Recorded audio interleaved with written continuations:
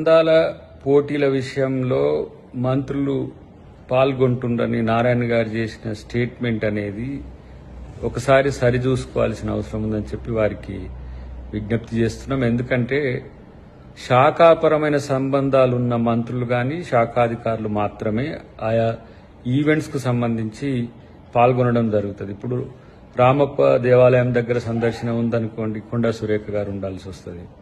ఇతరాత్ర పర్యాటక సంబంధించిన అంశాలు వచ్చినప్పుడు వారు జూపల్లి గారు ఉండాల్సి వస్తుంది. ఇంకా ఏవైనా అలాంటి సందర్భాల్లో మంత్రులు వాళ్ళ యొక్క ప్రజెన్స్ అవసరం ఉంటూనే ఉంటారు తప్పితే అందాల పోటీల చుట్టూ తిరగాల్సిన అవసరం లేదు. శాఖాపరమైన అంశాలు చాలా ఉన్నాయి. అటు సరస్వతి పుష్కరాలే కాకుండా ఇతరత్ర ఏవైతే ప్రభుత్వ కార్యక్రమాలు ఉన్నాయో వాటికి సంబంధించి పర్యవేక్షణలో ఉన్నారు. అటు ఒరిజినల్ సిటీలో జరిగిన విషాదం వైపు కొంతమంది మంత్రులు ఉంటున్న పరిస్థితిని గమనించాల్సిన అవసరం ఉంది. బీజేపీ బీఆర్ఎస్ నాయకులు చేసే స్టేట్మెంట్స్ కు ఊతమిచ్చేటట్టుగా నారాయణ గారి స్టేట్మెంట్ ఉందనేది అంశం గమనించాలి.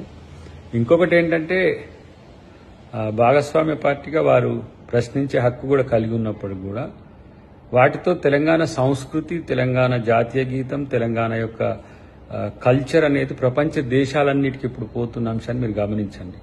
ఇలా కేవలం అందాల పోటీలు అంటే అందాల యొక్క ప్రదర్శన కాకుండా సాంస్కృతిక సాంప్రదాయాల్లో భాగం చేసి తెలంగాణ అస్తిత్వాన్ని ప్రపంచవ్యాప్తంగా చూపిస్తున్నవని గమనించాల్సిందిగా వారికి కోరుతున్నాం.